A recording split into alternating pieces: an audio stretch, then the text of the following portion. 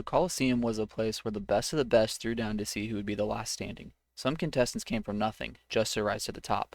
What if I started with the bare minimum in Elestrals, just enough packs to make a legal deck? I would clash with other casters with the eventual goal of winning a tournament. Every win would reward a single randomized pack to upgrade my deck, with other rewards along the way. Will I be the last caster standing? It's time to enter the Coliseum.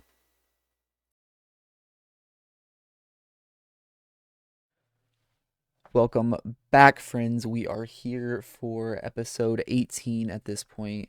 As you guys see on the screen, it's a great day. We get to open a base set pack here.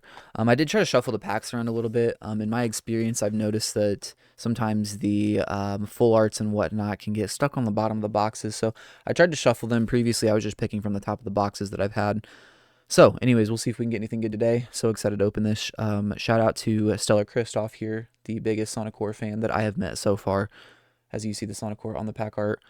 Yeah, let's get straight into this. See what we can upgrade, or what upgrades we can add to the deck. Hopefully we get something insane here. See a Volcanic Forge, Nimbug, Ampup, Sluggle number 2, nice, Ursier, Lycavolt number 2, Griffuse, Sakurasaur, and a Cracking here. So Cracking is a 5/8. I hope I angled that up enough. I know I have an issue with that sometimes.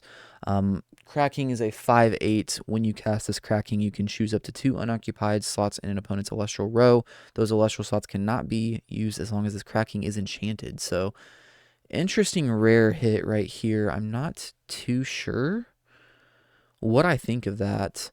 Earth Spirit would have liked to see a fire right here. I think would have been the best. But anyways, yeah, let's see. I don't know what we add to the deck here. We've messed with Lycavolt in the past. I think Lycavolt is actually still in the deck. I don't know if we go to 2 though. I don't think that's correct. Let's see. Get this going real quick. We're gonna do a little combo pack opening deck building little segment right here. Kind of sorry, I'm all over the place right now. We do have the Lycavolt in deck currently. That's right. We have the Lycavolt. We have the Neander Sloth and the Draking, I believe, are the 3/2 drops. So I don't think Cracking comes in. However, I don't know.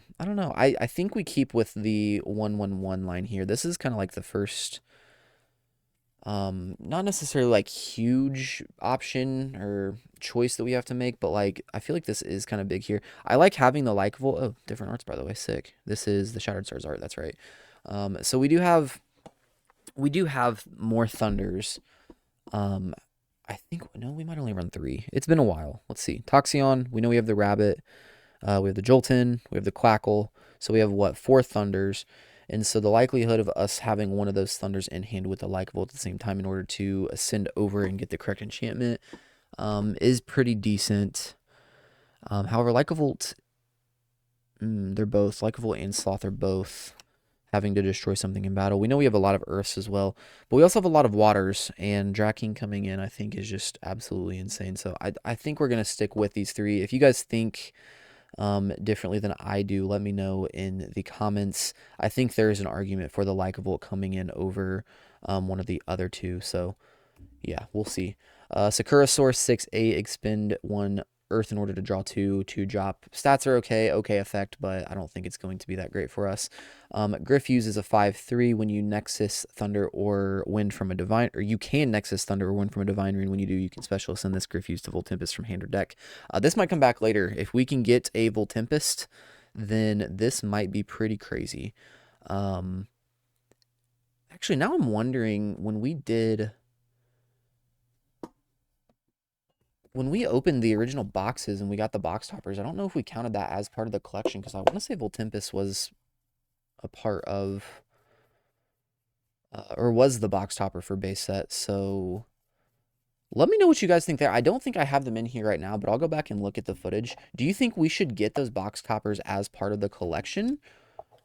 I don't know. Or maybe like when we get to like a certain way, like if we get halfway through opening one of the boxes, like maybe we add the topper to our collection. Let me know what you guys think there, because then Griffuse might actually be important enough to come into the deck. That'd be really cool, actually. So we don't have Aeolus or Zeus. However, we could just misenchant something in order to get the Griffey's effect. So there might be something there. We'll see. But for now, it'll go into the collection. The Ursier, one of the best Bears cards, actually. It's a 3/1. When it destroys an Elestral in battle, special cast a 1 Spirit Bear Elestral, or I think the subclass is technically Ursa Elestral from hand or deck. Really good card right here. If we had Don't Poke the Bear, this would be even more insane because we know we do have some bears in the collection. However, as of right now, it will just stay in the collection. Sluggle number 2. I think there's an argument for Sluggle number 2 coming into the deck. Amp Up 3/3. You can expend 1 Thunder and discard this Amp Up in order to search your deck for up to 2 Amp Up and add them to your hand. We only have 1 Amp Up right now, so not too good. However, when we get more than 3, that might be decent as a deck thinning tool.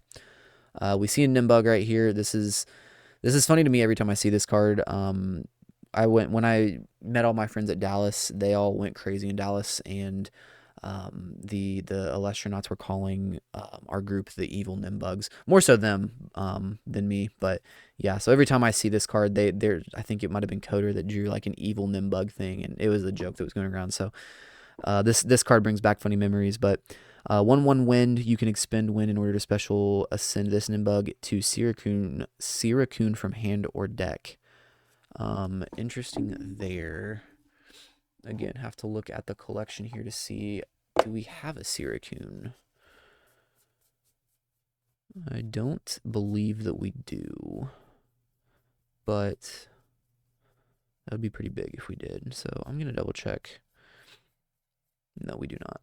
So yeah, unusable as of now. But like I say about every card, there might be a point in the future where this comes back.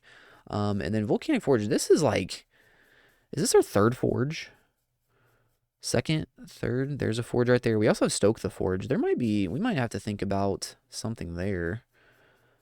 I believe the only fire, yeah, so we have a playset of Volcanic Forge in the collection now, which is absolutely insane. We have Kinleo, we have Stoke the Forge. There's a makings of some kind of fire deck right here. The unfortunate part is we only have 3 fire spirits in the collection currently, so not anything just yet. But something maybe down the pipeline. If you guys think, I've also talked to some people, and some people think that we should just have access to whatever spirits we want. Like it's kind of cutthroat to limit ourselves into what we've pulled. And so let me know what you guys think there. I definitely would be willing to rethink that. Anyways, I think the Sluggle is going to come in. I will have to figure out over what.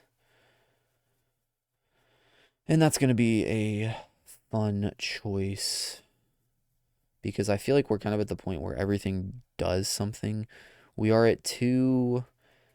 Actually, I think I might just get rid of a Golden Apples, honestly. I know it's kind of a weird point because we're at like 20-ish Elestrals, and then maybe even a little bit more, between 20 and 24. I don't know the exact number. Between 20 and 24 Elestrals, and then we have the 3 2-drops as well. And so we really don't want to see more guys. However, I feel like we're at a point where Golden Apple is just hurting us more than it's helping. And since we have 2 copies, I honestly think it might be time for not the hollow one, because that was a pity pack pull. Where is it? There it is. It might be time. Yeah, we're gonna say it's time for the Golden Apple of Discord to go to the collection. We'll bring in the 2nd Sluggle right here. That'll give us a little bit more flexibility on what we should expend early game based off damage, or even mulliganing, because you mulligan 2 waters away, you get Sluggle in your opening hand, you can instantly heal those 2 back. So we'll go ahead and add the 2nd Sluggle to the collection. The Terratlas will come in. Let's see, I gotta look at my notes. So the way we're currently doing it, the Terratlas will get added in over one of the spirits we pulled early. So the random spirits that we spun early were Vipyro. We have 1 Vipyro, which we want to keep the Vipyro. There was 2 random Terratlas, 3 Leviathan, 1 Zaptor, 1 Flormine. We do want to keep the Zaptor and the Flormine in because we don't have a whole lot of those. So for the random spirits, we want to keep those. So then it becomes between either a Leviathan or a Terratlas, and honestly, we'll just get rid of. We'll swap the random Terratlas for the normal Terratlas. So this is a base set Terratlas. We pulled a base set of Frostfall Shattered Stars. Do we have like a Daybreak Terratlas in here? Yeah, so the Daybreak Terratlas are the random ones. So we'll go ahead and pull that out. And like I said, if you guys think we should do the spirits a little bit differently, feel free to share in the comments. Would love to hear your guys' input on that. We could just, run whatever spirits we want, and that might make the series even better. So, yeah, a bit of a longer portion here. We did a little bit of deck building along with the pack opening here. These are the other cards in the collection. Yeah, none of these are coming back yet. So, yeah, a little bit of a deck building session here. Just wanted to kind of give you guys an update, show you the collection a little bit as well. Maybe you guys see something that I'm missing that would work better, that would be, more efficient, hopefully get us to some more wins soon. So, yep, that's the deck we're running with. Only one change out of the pack today. Decent pack. Hopefully that Sluggle can come in clutch here soon. And yeah, let's get over to the games for this week.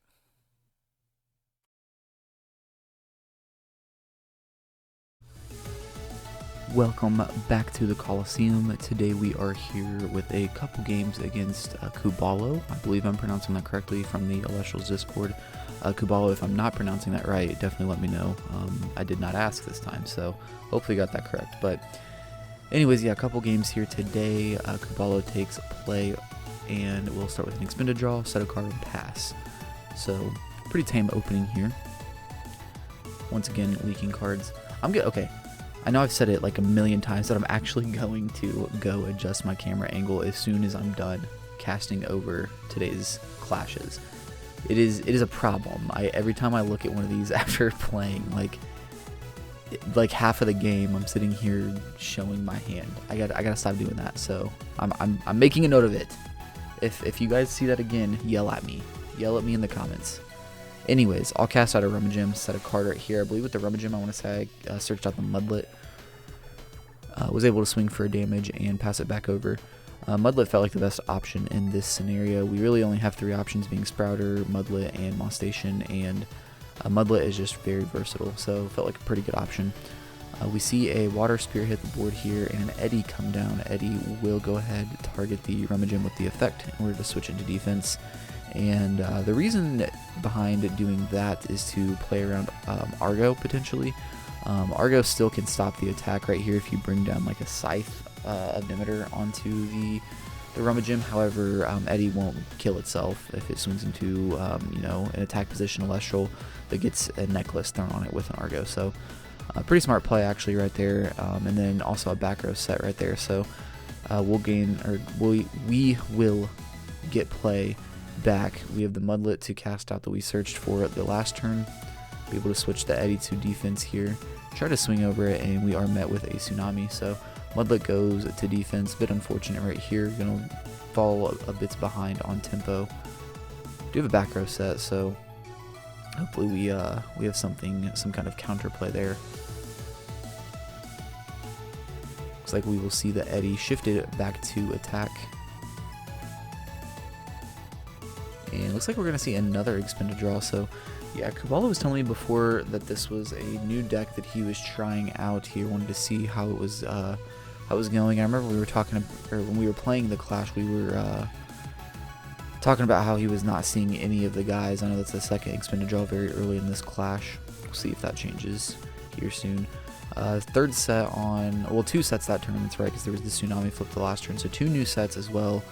As the Eddy attacking over the Rummagem, or not the Rummagem, the Mudlet, and then we will take our turn. Spec hits the board right here. Try to swing over the Eddy, trigger Spec in the battle step if we get that far. Unfortunately, we don't get that far. We are met with the Argo, and this is just like worst case scenario for us right here because Eddy does not need to have a necklace from this Argo in order for the Spec to I guess kill itself in battle. We can see something like a Poison Tunic or a Scythe right here come down, and that's in a way a little bit worse. Scythe is probably the worst case scenario for us right here because Eddy will be able to clear the Spec on my own turn, as well as the Scythe will trigger a heal of one spirit. That's exactly what Kuballo grabs right there. The Scythe comes down. So a bit unfortunate. We are swinging into the Eddy. We will lose the battle, and Kuballo will be able to heal a spirit all before taking his own turn. So Argo, crazy strong card right now. In Elestrals, cannot wait to get a copy of that from either the counter wheel, or I know we mentioned doing something with like the starter decks. I don't know if Argo is any of the starter decks, but some point in time, or just getting lucky from a Daybreak pack. But anyways, cannot wait to see some Argo in the deck. We already have a couple of artifacts, and yeah, Argo would just fit very well. And so we see just a swing right here from Eddy. Still not another Elestral hitting the board, so we do have the potential to turn this clash around here. Eddy's sitting at a 6-4 with the Scythe on it.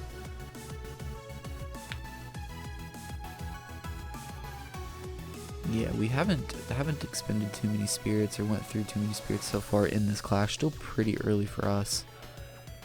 See the Jolton in hand right there. See the Sprouter in hand. See the Forest, I believe that is. The Likeable. Yeah, my camera angle, I've got to fix that so bad. We'll go ahead and cast out the Sprouter right here. Thought process was I really need to deal with this Eddy. The longer that this Eddy sticks with the Scythe, the worse for me, especially with all these expended draws. Like, we're playing through a lot of backer right now with all these expended draws and still not seeing any guys. But yeah, we need to figure out a way to deal with this Eddy. We don't know exactly what Kuballo's on at this point. We've obviously seen the Eddy in the Argo, which are, you know, meta cards played in a lot of decks right now. With the Sprouter, we will go ahead and search the Necklace. Takes us up to an 8 attack if we opt to empower the Sprouter with the Necklace, and that is enough to get over the 6 attack Eddy hypothetically, assuming, you know, those back row cards aren't live, which, as you guys know, they probably are. Whether that be, you know, another Argo would actually be insane. Shield would actually really suck right here as well. Worst case scenario would actually probably be a Tsunami, because then the Necklace would stick and force us to burn. So anyways, you know, that the motto, we have to swing in, have to try to gain tempo. So going to blindly swing into the back row right here, and we were met with a Gaze. Gaze is kind of on the same line of Tsunami. Stops the attack from going through and forces us to still expend the 2 in the end phase, because the Sprouter is suppressed, not the Necklace. So a bit unfortunate right there. Tsunami would have been a little worse in terms of spirit math, you know, paying only the 1 spirit for the Tsunami over the 2 for the Gaze, but functionally same outcome right there. We will see a Mudlet hit the board right here, which is very bad for us. Sprouter gets swapped to defense. Necklace only gives the 5 attack boost, so Sprouter is essentially an 8-5, and we know that Eddy is at a 6 from the Scythe, so Mudlet's very strong in this exact game state.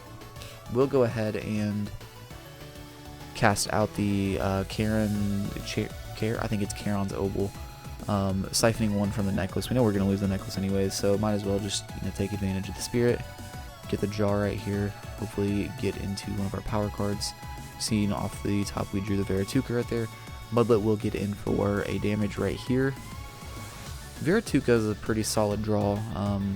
Immediately threatens Eddy. The way Verituka works, and we were talking about this in the clash, is it triggers its effect to destroy the Elestral as soon as it enters battle, and so opponent cannot wait to do something in the battle step, because Verituka's effect already triggers at that point. So a bit weird how Verituka works. We were also going over like the Spectaris Verituka interaction, because there's some funny stuff that happens there, but Verituka does immediately threaten this Eddy. And assuming that the attack goes through, which is kind of always what we have to assume, Mudlet would crash with the Verituka, so it feels like a pretty safe cast to go with that right here. It's exactly what we will do throughout the 1 Lycoris right here. So Verituka will enter battle with the Eddy, and then on attack step, it will suppress and attempt to destroy the Eddy. So unless there's a chainable Gorgon's Gaze, or I think that's about it actually, or Shield. No, Shield wouldn't negate the effect either. So yeah, if we get to that point of the battle phase, then the Verituka effect will trigger unless it's Gorgon's Gaze exactly. And unfortunately, we see the second Gorgon's Gaze flipped right there. That was chained to Verituka in the attack step, stopping the effect, negating the effect on chain and suppressing the Verituka, stopping the attack. So Eddie sticks around another turn. This Eddie's healed like 3 spirits off the scythe at this point, and we are running out of options to deal with it. So yeah, I think we were just going over the interaction right here. Yeah, but seeing the Wind Spirit on the Verituka, I know I've mentioned a couple times. I want to say I even mentioned it in the profile. I'm casting these on different days, so I want to say I brought up the fact that some people have told me to just use whatever in the Spirit deck, and something I'm considering at this point. Our Spirit deck at this point is kind of Earth, Water heavy with, you know, a little Fire, a little Thunder, and then just, you know, a couple ones for, you know, various cards. So we kind of have a working game plan with it right now, and I think that it's harder if we stick with it that way. However, if it's more entertaining, then I think I might. I think there's value in doing what's more entertaining for the series, and so if you guys have any input there, like I said in past couple of episodes, feel free to let me know in the comments. I want to do whatever is more entertaining. So if that means, you know, we can play whatever spirits we want and not have to worry about what only we pulled, then that's something that we worry about. Anyways, we see the Eddie clear the Verituka right there as well. I don't know if Kuballo healed the spirit just yet, but I think if not, then I think I'd mentioned it to him here in just a second. So we will just go ahead, last ditch effort right here. We'll see 2 Earth Spirits come down, and we will go with a Jolton, a Misenchanted Jolton right here, and went ahead and threw the second spirit down because I also had to go put the forest down. This takes Jolton up to a 5, which still doesn't clear the Eddy. And Jolton was already able to clear the Mudlet, so I don't know what my thought process was here. Even looking at the hand, it's not like I have anything to Nexus, so I don't know exactly what the thought process was here behind putting down the forest. I may have just forgotten that the scythe was even there, and I just saw Eddy as a 4 and Jolton being a 4. That might have been what happened there. Either way, I think we're kind of at a point in this clash where we are way too far behind in terms of spirits, and we do see a Poison Tunic come down onto our Jolton right here as well, so a bit unfortunate. We're going to take, and then we see a Viscerus as well. Yeah, this is getting pretty out of hand pretty quickly here, so Kuballo has to decide whether he wants to swing over Jolton with the Vis to trigger Vis effect to special cast a second Vis, or if he wants to hit over with Eddy, triggering the Scythe to heal a spirit. Looks like he opts to go in with the Vis, trigger Vis effect, special cast the second Vis in defense, and that will trigger the Poison Tunic as well as the Eddy swinging for 1. So we will take the 3 spirits of damage right there, taking us very low. And at this point, we might have something in order to try to clear the Vis. The defensive one, I should specify. We only got 3 spirits left in Spirit deck here. We did draw Kinley one of the last couple turns. Unfortunately, don't have a bank, so we will go ahead and throw out a Galaxy right here. Take out the defensive Vis, and it does not matter at all at this point because I can't do... Actually, kind of does matter in this point. No, I think the Forest misplay actually kind of screws us over here. We can take out the defense Vis, which is exactly what we'll do. The Galaxy will switch the Eddy to a 4/6, meaning it can't swing over the Galaxy hypothetically. And then the Viscerus, because of its own effect, will be a 5 attack, which could trade with our Galaxy. However, our Forest is giving that Viscerus an extra attack, making it a 6. So either way it goes here, Viscerus can clear Galaxy, Eddy gets in for damage, and we have no back row. So pretty much GG's here in this first game. Some really good plays by Kuballo here, some unfortunate plays on our side. Swinging into the Argo just feels so bad, and unfortunately we don't really have the option to try to play around it. So we will fall to 3 and 30. I'm going to get this right for once. We'll see. 3 and 36. I think that's where we're at in this clash here. My numbers are probably off by a little bit. We'll see. Yeah, I don't know if we had a ruling issue or what was going on here exactly, but this game is pretty much over, so I like giving my opponents the satisfaction of playing it out. I know some people have, like, you know, crazy last turns, so I try not to scoop too early. We'll see a re-enchant of the Vis right here, which just pumping it by another attack and defense from the Forest, which that should just be enough to clear. Yeah, Viscera swings over, deals 1, Eddy deals 1. We have 1 spirit left on board, but we don't even have Ambro, so not like we can even siphon. So yep, there will be GG's right there. Hopefully we can get some revenge here in game 2.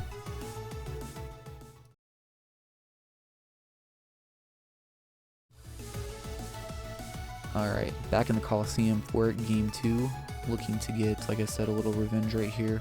We will be going second. Kuballo does the same exact play as the opening for game 1, expended draw, as well as a set back row. So, still think it's very beneficial for us to take the extra card in the battle phase. And so we will continue to stick with that game plan. We do cast out a Nobby right here with a Zaptor, swing for 1. The correctly enchanted Nobby didn't really make a difference right here because we don't have anything that we want to reduce in terms of attack on his board, so just went with the Thunder Spirit right here. Probably would have been better to go for water. I don't know, like I said, I don't remember exactly what was in my hand. Nope, I see the like a bolt in the hand, so that would be why I went with the Thunder Spirit to potentially try to get the Nobby to stick a turn and then ascend over. Unfortunately, the Vis comes down right here. This will trigger special cast the second Vis. Viscerus is a really, really good card. Good thing it's at 2 now, but still very good Swarm card. So we see a second back row set this turn as well, so not too sure we've seen what Argo, we've seen Gaze, we've seen Tsunami all in game 1, so a lot of options on those back row. Obviously cards like, you know, Shield, also very popular. Cards like Poison Tipped Arrow, very popular. Altar of Stars, even in some Argo artifact decks. So a lot of options on those back row cards. Unfortunately, like I said, we don't have the ability to kind of play through those or play around them. We kind of just have to deal with it. So we will run out a Frostmite right here. Frostmite 3/1, once per turn you can target an Elestral and reduce its defense by 5. And so we will go ahead and trigger that and target the defensive position Viscerus right here. Not necessary to do that. Viscerus is a 2 and our Frostmite is a 3 attack. However, you know, like I was saying in terms of Argo, we know he's on Scythe, which buffs defense by 3, so might as well go ahead and use the effect so we can kind of play around that interaction. We do also go with a Poison Tunic right here on the attack Viscerus, and the thought process around that was our Frostmite is a 3. Assuming we can clear the defense of Viscerus, that will leave only 1 on board. That's exactly what happens. And so the attack Viscerus on board will be a 5 from its own effect, Tunic taking it down to a 3. So if it's just the Viscerus and nothing else, then that Vis would have to crash into our Frostmite in order to get rid of it. So, and then even, you know, with that would be taking 2 spirits of damage. So felt like the smartest play at the time. Don't love to leave the Viscerus on board with the Tunic. You know, there's always the chance for an Ascension over the Viscerus, which would just make our Tunic fall off and, you know, kind of force us to waste the spirits that we use to cast it. We do see a Rummagem come down right here, though. So Rummagem, as you guys know, searching 1-cost Elestral. One of the, I don't know if it's an MVP in our deck anymore, but, you know, something that we've had for a long time, helps us with consistency.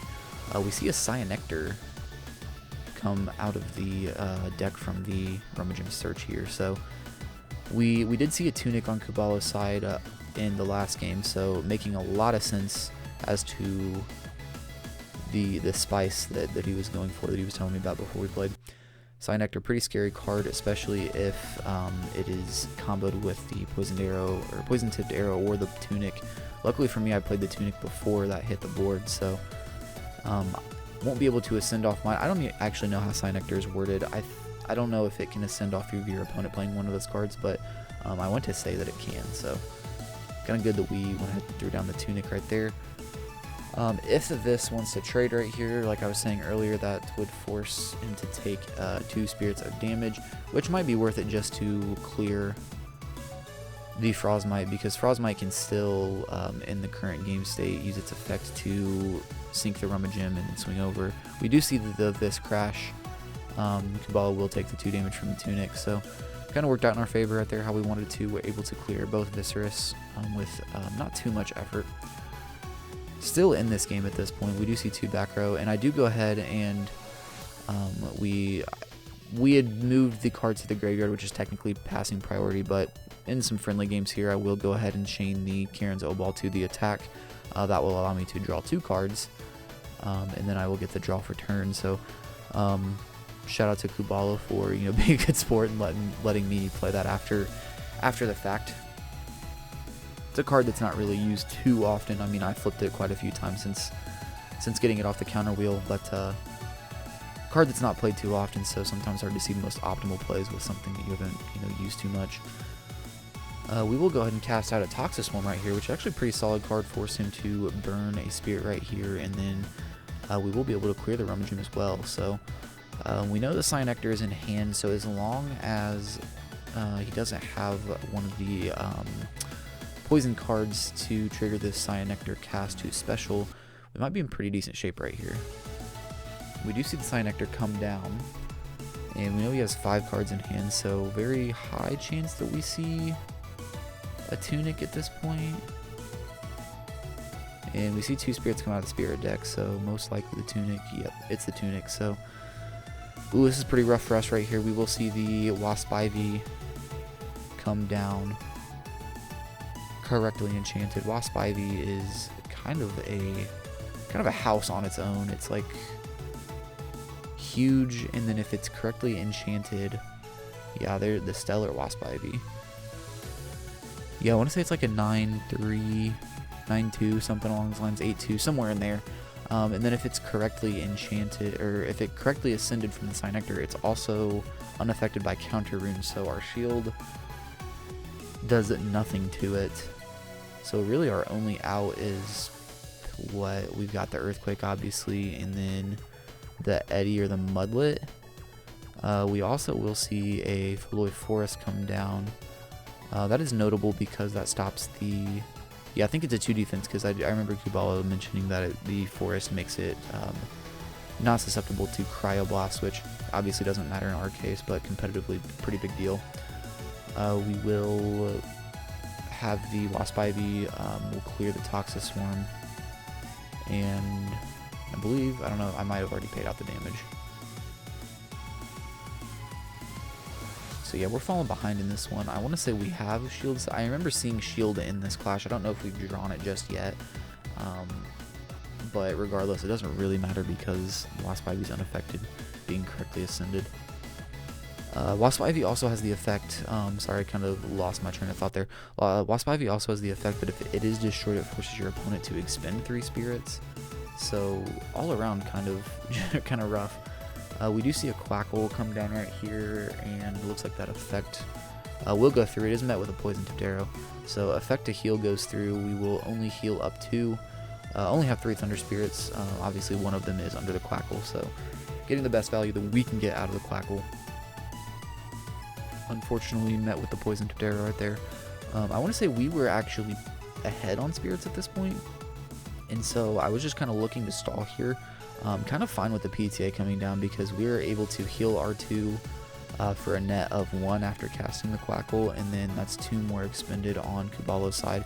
So I was hoping that there might have been some way I could get him low enough to potentially burn from like a Toxeon or something like that. Tunic we already used in this clash. So yeah, it'd be either like a Toxeon burn or a potential Earthquake into, some guy and be able to get back in this clash. But we'll go ahead and pull the 2 spirits out of Spirit deck because we know we're going to have to pay 2 out at least from the Wasp Ivy attack. Like I said, I want to say I had shield ready to go. Unfortunately, it doesn't matter too much. We also saw an Ambro on his side right there, getting a little bit more healthy. Just waiting to see if another guy comes down for some more damage, and we do see a Mudlet hit the board for no effect. Mudlet will force us to take the 3rd damage that turn. I did consider the shield on the Mudlet right there, but it didn't really do much. Maybe if we had, I mean, honestly, like, we don't want Mudlet to be able to get its effect again, and so shield just kind of bad right there. It makes us, expend 1 spirit more than what would be, ideal, and then don't want him to get the effect again. kind of rambling right there. I apologize.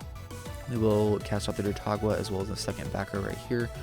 Jotagwa effect does allow us to heal a couple. Jotagwa's okay in this position as well. It stops the Mudlet from getting through, forces him to attack with the Wasp Ivy. Wasp Ivy doesn't do piercing or anything, so it saves us a damage right there. Unless we see something else come down that can clear the Jotagwa on its own. Which we do see a Water Spirit, and we see an Eddy right there, yeah. So, didn't matter that we put the Jotagwa in defense. It was going to get changed either way. We will see the Jotagwa to attack right there. And then same thing, we considered the shield right here at this point.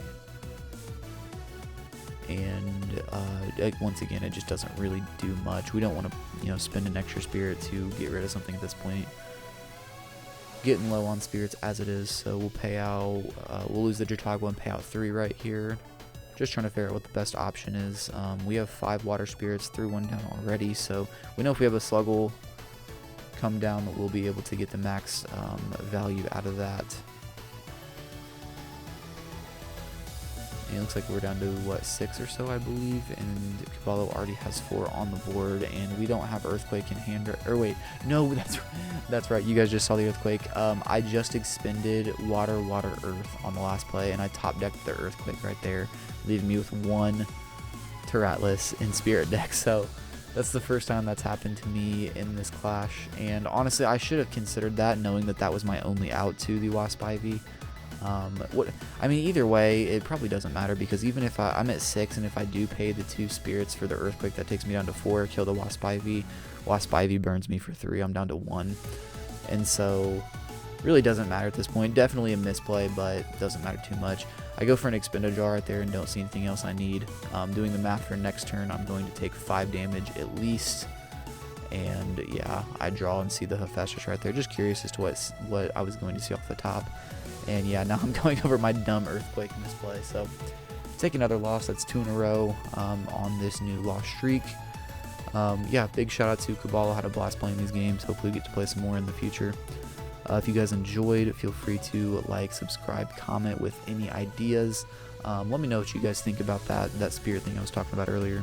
Something I'm definitely interested in hearing, thinking some more about. But yeah, we will. We're gonna have a treat next week. I've actually been setting up the return of Stellar Kristoff. I know I mentioned him earlier too, because I opened the Sonicore pack. That might have actually been the last episode, but yeah, Stellar Kristoff making his return to the series. We played him very early, and yeah, Kristoff is the GOAT. So anyways, little sneak peek to next week. We'll get some games against him, but yeah, appreciate you guys watching. Yeah, I think that's all that needs to be said, so catch you guys next week.